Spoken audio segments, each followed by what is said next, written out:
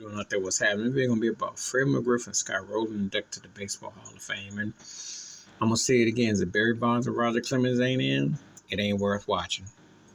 I like Fred McGriff, crime dog. I still remember 30 years ago when Atlanta got him, and that classic remember the AL East, Atlanta and San Francisco were battling in the West they were battling, and that's when before you had all the multiple playoffs and everything. Both teams won 100 games, but McGriff was come from Toronto. That was a big acquisition.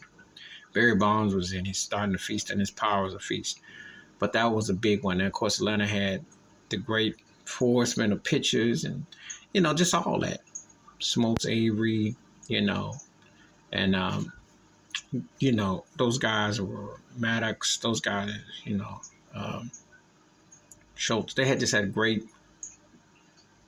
starting for pitching. Anyway, Fred McGriff I can get along with, even though it would take a little while because, Hall of Fame, but I wouldn't break my neck to say, but Scott Rolen, are you kidding me? That's not no Hall of Fame. He's in the good.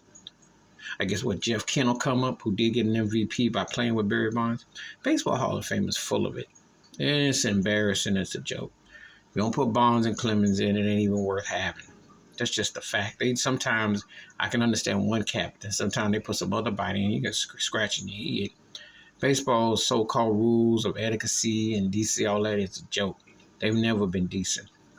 They were in races, they've been behind the times, and they on this old school thought that we still have this standards. There is no more standards because baseball has always violated the most common laws.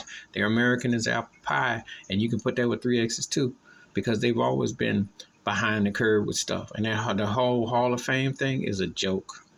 Bonds and Clemens ain't in. It ain't even worth watching. Please hit like, subscribe, welcome thoughts, comments, and I do respond. Thank you. Wash your hands, keep your mind clear, watch out for another shit if you like them out.